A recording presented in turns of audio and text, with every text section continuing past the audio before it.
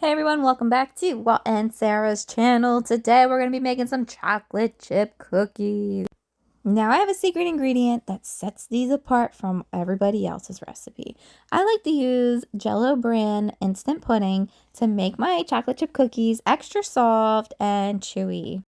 If this video is going a little too fast for you, as you may know, I like to keep my videos short, sweet, and to the point. Everything, all the details are in the description. So to slow it down a little bit, go ahead and head over to the description where you can copy and paste it into like a Word document and print out the actual recipe. Obviously, it takes more than 4 minutes and 21 seconds to make cookies. So that's why I say don't be afraid to go to the description and kind of slow it down. But this is just a visual on how to do it. I prefer to use my butter at room temperature. However, I really needed to get this done, so I actually melted it a little bit on the stove top just so it was super soft because, as I might have mentioned before, I did break one of my mixers by mixing up cold butter, so please don't do that. You really want to try to get it at room temperature or just melt it ever so slightly. So first we threw in all of our wet ingredients, and then I'm going to slowly mix in our dry ingredients, if you will. Now, because of the vanilla pudding powder that we added, it's going to look a little different than your classic granny chocolate chip cookies. I'm fortunate enough that all of my, let's call it powdery dry ingredients fit into my Pyrex mixing cup. So I'm able to just put it all in there and then pour it into my big mixer very slowly, just adding a little bit at a time, allowing the mixer to do its job as I'm adding more and more of the white powders. Take your time with this step and do not rush through it. The last thing you want is for you or somebody that you love to take a bite of your cookies and taste nothing but flour or even worse, baking soda.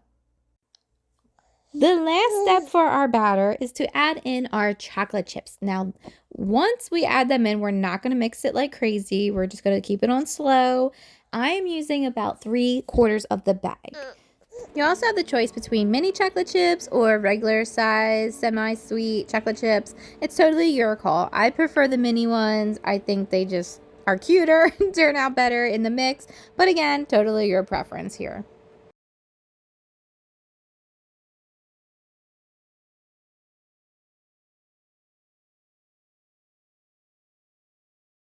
The good thing about chocolate chip cookies is you don't have to roll them into a ball. They don't have to be perfect. You can just plop them onto a tray. The only thing you need to really worry about is making sure there's enough space between them and that they are approximately the same size.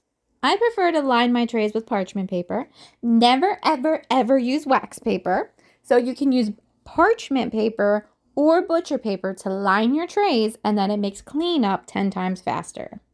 Fill up your tray as much as you can. And of course, because you're using the parchment paper, you can always slide your cooked cookies onto your countertop and then use a fresh sheet of parchment paper to cook more cookies. It is a good idea to try and let your tray cool down a little bit in between switching them out, just because the second you flop your batter onto the tray, it will start to cook your batter.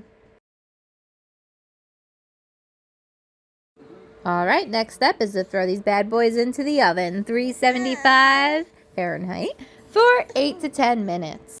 You might notice the dark brown rim around my cookies. That means they are done. Now, the pudding will leave it nice and soft, so you want to remember they are not raw. They are cooked once you see the browning on the bottom. So yeah, guys, this was a pretty easy recipe. It's pretty straightforward. If you're new to baking, this is definitely a recipe you want to try. So thanks for watching. Catch y'all next time.